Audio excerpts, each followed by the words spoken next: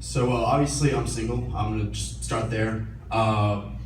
Every Thursday, well, let me start here. Two of my friends started dating, and they started dating our freshman year of college, so they've been together about 3 years now.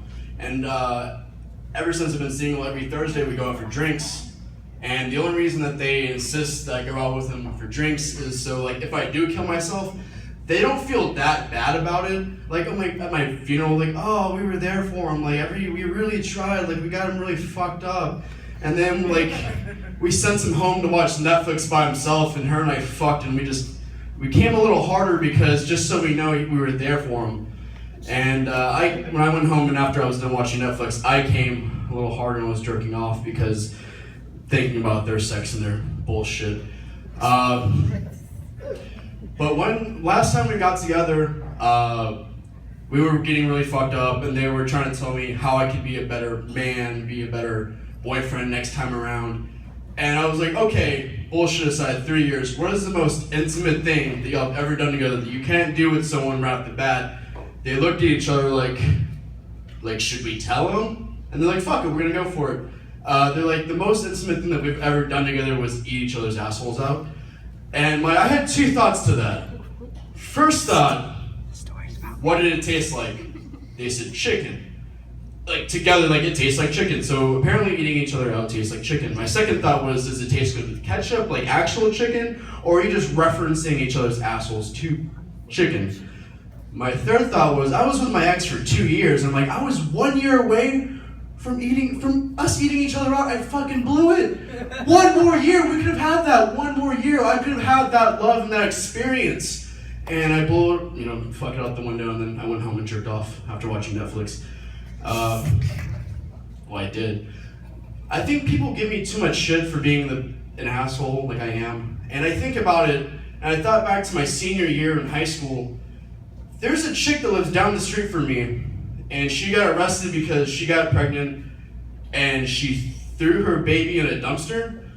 And to me, this really happened. And to me, I feel like this is really lazy because I feel like, because there's a lot of, you can just, like, people adopt, like, gay couples, people who can't have their own kids. People are just looking for, she's white too, so everyone wants a white baby to adopt. 5 years ago, Asian babies were the thing to adopt. Now it's white babies. 2 years from now, who knows what's next? But I think on her part, it's really lazy because I feel like she was just walking around with her baby. She saw the dumpster, and she looked at the baby, and she's like, yeah, that makes sense. And she threw the baby in the dumpster, and I'm like, so am I an asshole? Yeah. Am I gonna toss my kid in the dumpster? No. So that's, at least I'm finding where I am as a person the older I get.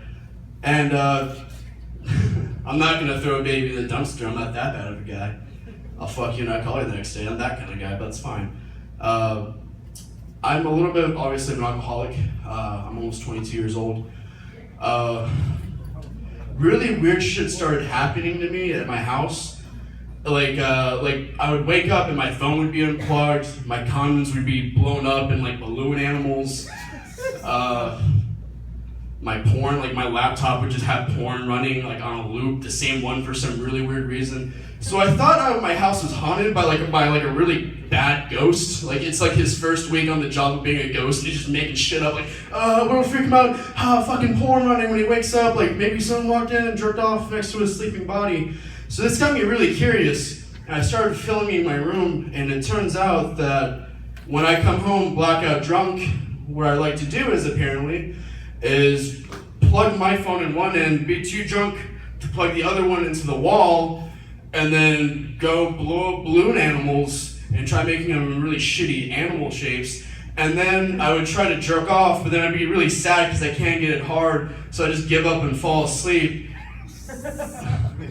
But I can't go back because I told all of my friends that my house is haunted and I don't want to seem like an idiot. So now I'm just using this ghost as an excuse for me to keep doing the fun drunk things I do.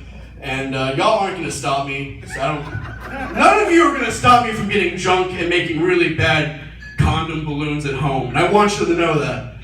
And I told this one joke a few weeks ago. Essentially, I was like, oh, I'm really good at pulling out, I'm the Tom Brady of pulling out, whatever. And I said that at a club, at the club, and The next day, one of my friends calls me. He's like, "Hey, dude, I really love your video. But what happens if Tom Brady sees that shit? Like, what is Tom Brady gonna say to you if he's like, hey man, I don't appreciate you using my fucking name?" I was like, no. I was like, how famous do I have to be for Tom Brady to really see it? Then again, give a shit. Like, I'm using his name as a reference to how quickly and how well I can pull it out and come on someone's daughter's chest or back. And I think Tom would be pretty cool about that. So, Tom, if you do see this, you're a winner in my heart and in my dick. And I'm going to leave y'all with that. Thank y'all so much. Have a wonderful night.